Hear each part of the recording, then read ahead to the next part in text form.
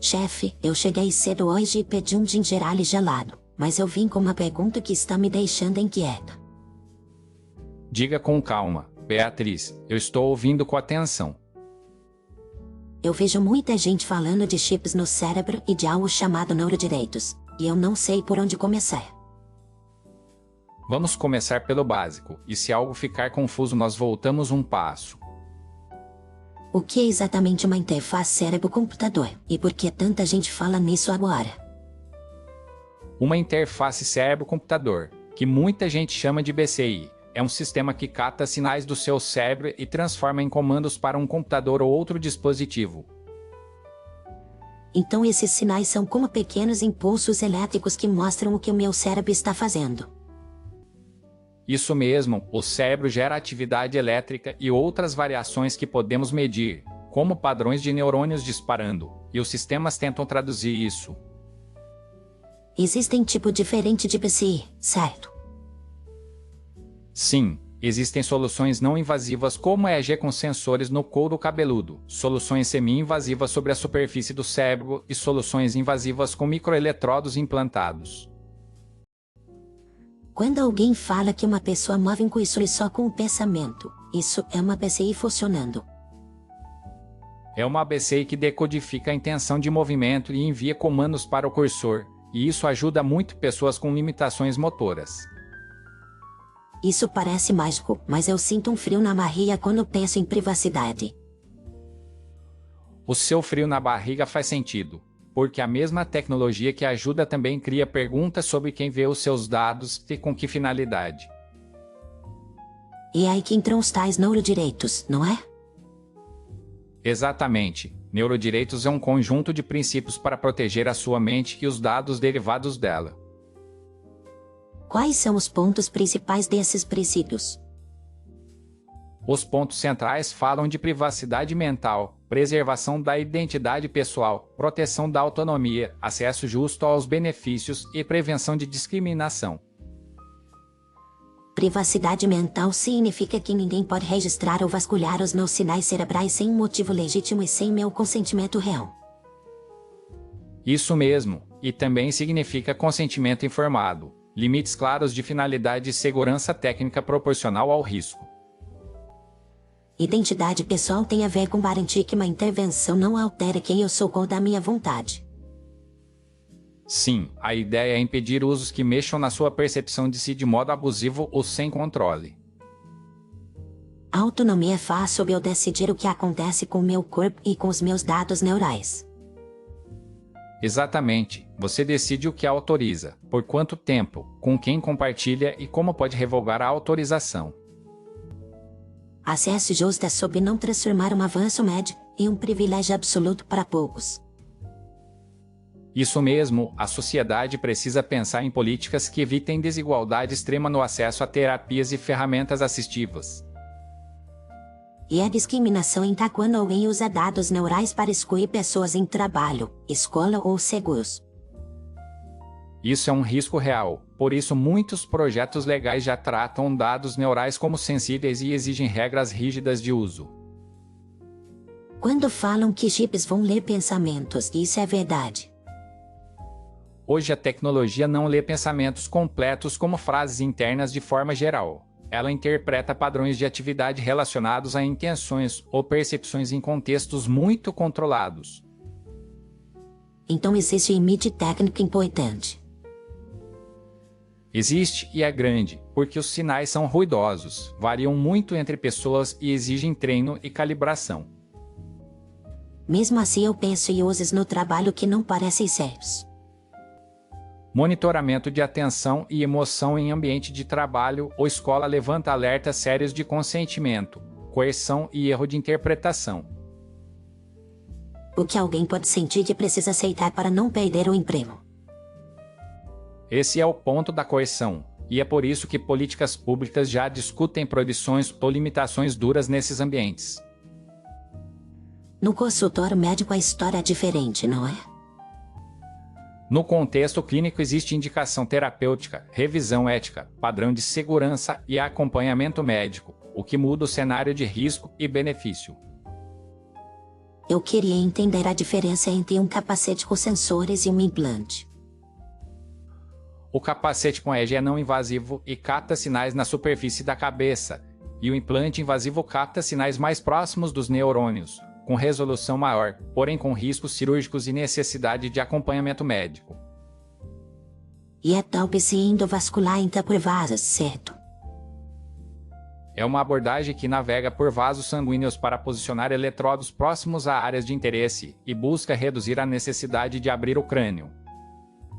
Fiquei curiosa sobre como esses sinais viram algo útil.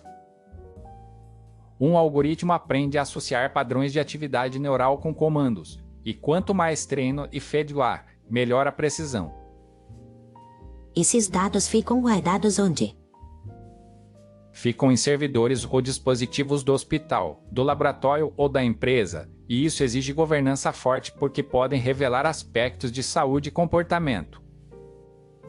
Governança forte significa política de acesso, registro de auditoria e criptografia. Inclui tudo isso e também avaliação de impacto, testes de viés, revisões independentes e destruição segura quando o uso terminar. E quem fiscaliza isso? Agências reguladoras, comitês de ética, autoridades de proteção de dados e também auditorias técnicas de terceiros. Eu queria um exemplo de benefício claro para a vida real.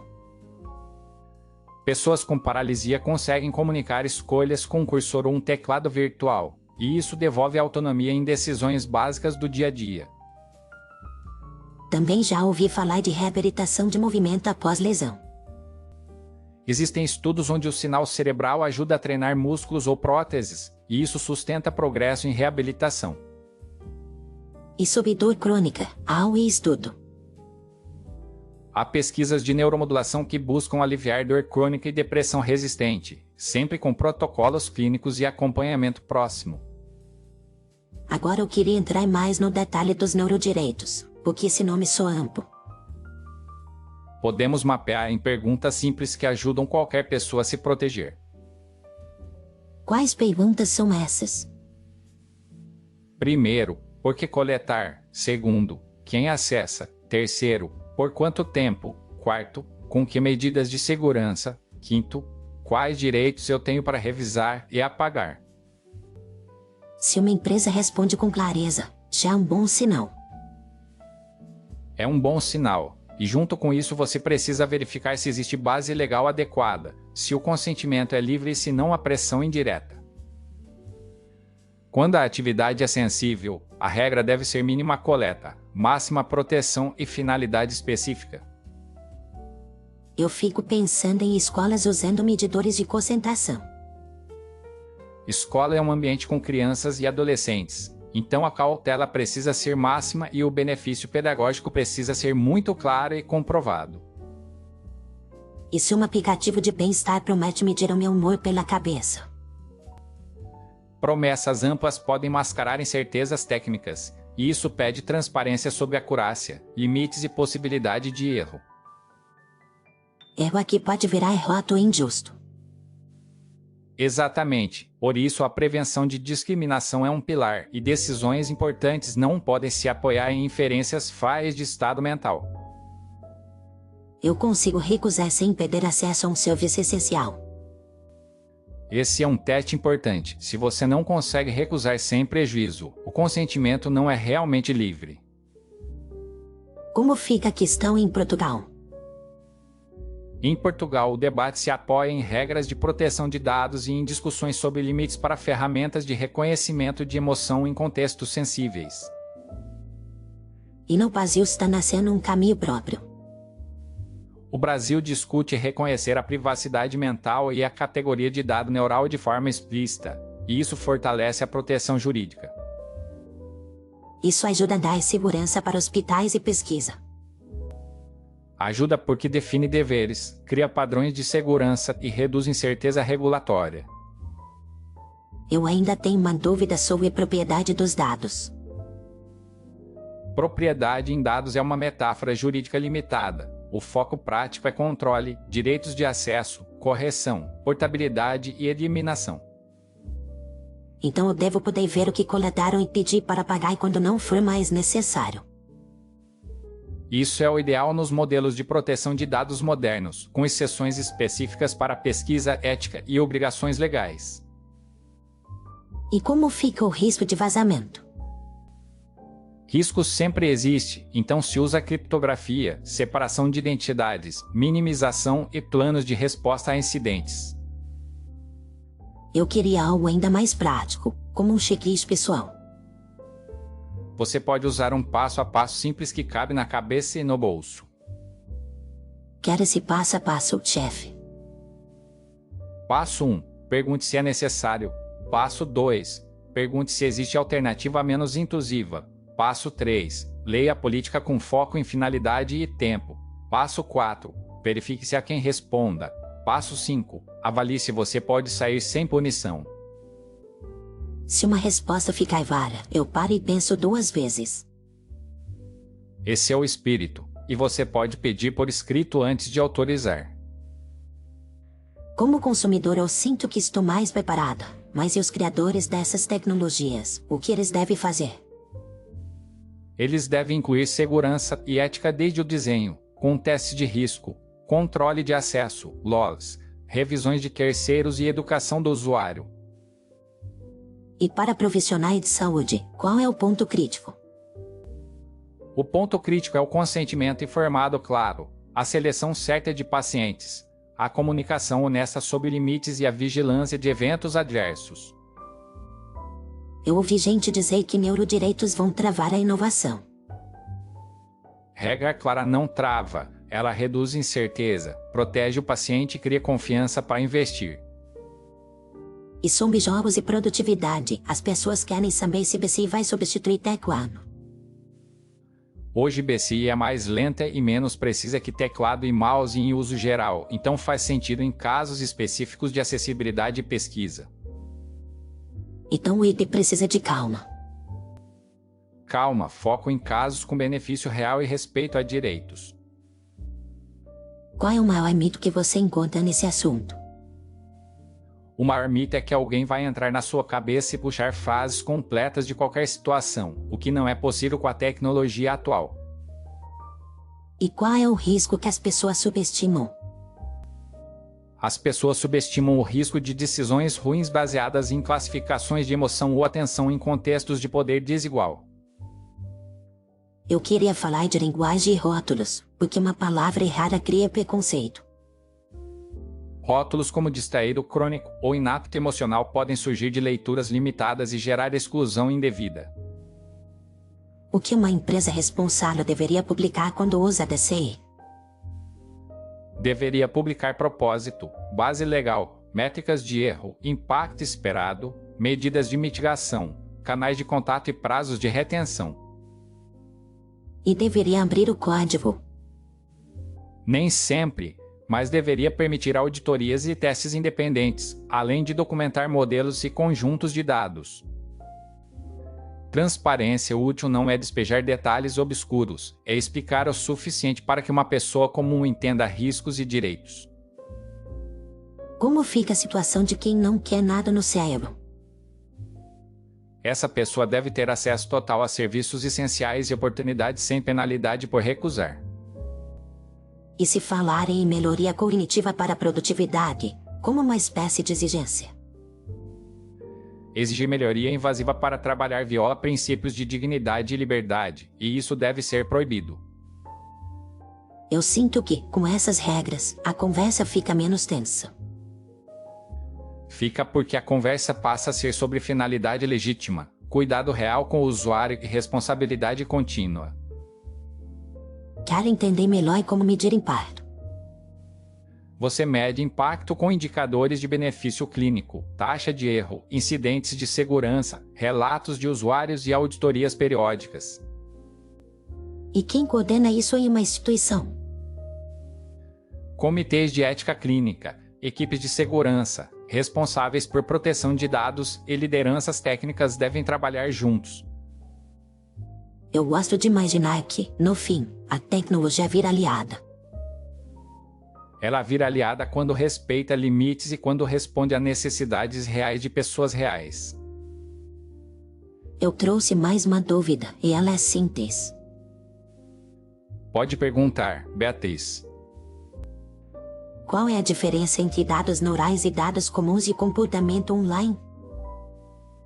Dados neurais podem revelar estado de saúde, sinais de intenção e sensibilidade maior, então pedem salvaguardas mais rígidas. E se uma empresa prometer que vai anonimizar tudo? Anonimização ajuda, mas não resolve tudo, por isso também é preciso limite de finalidade, governança forte e avaliação de risco. Eu quero um exemplo de avaliação de risco bem feita. Um exemplo inclui simulações de ataque, análise de reidentificação, revisão de vieses e teste com grupos diversos. E se descobrirem um problema, o que fazer? Devem parar o uso, comunicar usuários, corrigir a causa e publicar o que aprenderam. Você sempre fala de aprender com erro, e eu gosto disso. Aprender com erro é o que mantém a confiança viva. Agora eu vou tocar em um ponto sensível para mim. Fale sem pressa, Beatriz. Eu tenho medo de perder a minha espontaneidade se um sistema tentar prever o meu humor o tempo todo. O medo é legítimo, por isso a regra é que sistemas assim não podem ser pré-condição para estudar, trabalhar ou viver em paz. Eu também não quero um rótulo fixo grudado em mim. Rótulos fixos ignoram que pessoas mudam, e a tecnologia precisa respeitar essa mudança. Qual seria uma política simples para uma empresa que quer explorar da si com responsabilidade? Uma política simples define finalidade limitada, proíbe usos de controle indevido, garante opção real de recusa, publica métricas de erro e institui auditoria independente frequente. E um hospital que deseja testar uma nova prótese com PCI, o que precisa garantir? Precisa garantir comitê de ética, consentimento claro, protocolos de segurança, suporte ao paciente e registro de longo prazo de eventos. Quando eu converso com você, eu sinto que o assunto fica pé no chão. Esse é o objetivo, transformar um tema complexo em passos compreensíveis. Eu ainda não tomei a metade do meu ginger ale, e já quero outra garrafa. Eu posso providenciar outra, mas só se você prometer que vai beber devagar. Prometo que vou beber devagar, e prometo que vou ler as letras pequenas quando alguém me oferecer um capacete milagroso. Esse é um ótimo compromisso, Beatriz. Chefe, existe um jeito de explicar para minha avó sem termos técnicos. Diga que são ferramentas que transformam sinais do cérebro em ações no computador e que precisamos de regras claras para proteger a intimidade e a liberdade. Simples e direto, eu consigo repetir isso para ela. E se ela perguntar por que precisamos de regras, você diz que regras evitam abusos e garantem que os benefícios cheguem a quem precisa. Eu tenho curiosidade sobre quem financia essas pesquisas. O financiamento vem de universidades, hospitais, fundações e empresas, cada uma com interesses e obrigações diferentes. Interesses diferentes pedem regras iguais. Regras iguais no núcleo e adaptações específicas conforme o risco e o contexto. Eu quero tocar em um detalhe técnico e ver se eu entendi. Vamos ver o seu entendimento. Quanto mais perto do neurônio o sensor está, maior a resolução do sinal e maior o risco cirúrgico. Você entendeu certo, e esse balanço de risco e benefício é o coração da decisão clínica. E quando o sinal vem de longe, como no couro cabeludo, a resolução é menor e o ruído é maior. Correto, e aí entram modelos de aprendizado e muito cuidado na interpretação. Esses modelos também podem errar mais com algumas pessoas do que com outras. Podem sim, por isso é essencial treinar e validar com diversidade e acompanhar performance ao longo do tempo.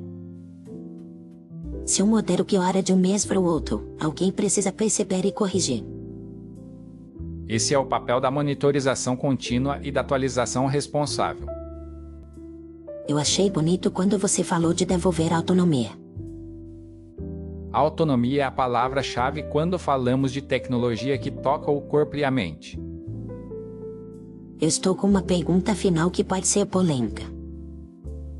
Perguntas polêmicas são bem-vindas quando ajudam a entender melhor. Melhoria cognitiva para pessoas saudáveis deveria ser permitida sem restrição. Esse debate é aberto e depende de valores sociais, mas qualquer caminho precisa preservar liberdade, justiça e segurança. Eu gostaria que a conversa pública fosse mais calma e mais precisa. Calma e precisão são amigas da boa política e da boa ciência. Chefe, eu sinto que hoje eu saio menos assustada e mais preparada. Fico feliz com isso, porque o objetivo da casa é acolher perguntas e oferecer respostas honestas. Obrigada por ouvir e por explicar com paciência. Obrigado por confiar e por trazer questões que importam para a vida comum. A conta de hoje vai incluir uma segunda garrafa de Geale, e eu prometo que volto com mais perguntas. Eu estarei aqui, Beatriz, com a calma de sempre e com a curiosidade em dia. Boa noite, chefe, e até breve. Boa noite, Beatriz. Vá com tranquilidade e cuide bem das suas ideias. Acho que já está tarde e eu deveria ir embora, mas acabei de perceber que deixei a carteira em casa e isso me deixou em um aperto. Eu esqueci a carteira, então, desculpa a audácia, mas será que você que está no balcão ao meu lado poderia me oferecer um ginger-ale hoje? Eu sei que você está ouvindo nossa conversa desde o começo, e se de algum modo isso te ajudou, eu peço essa gentileza com carinho. Obrigada pela ajuda. A contribuição pode ser feita pelo código QR no canto inferior direito do vídeo ou pelo link na descrição. Aproveita e deixa um like, se inscreve no canal e escreve um comentário com a sua opinião. No link da descrição você também encontra outras obras e séries bem diferentes, e eu acho que você vai gostar de explorar. Obrigada de novo e boa noite. Até a próxima visita.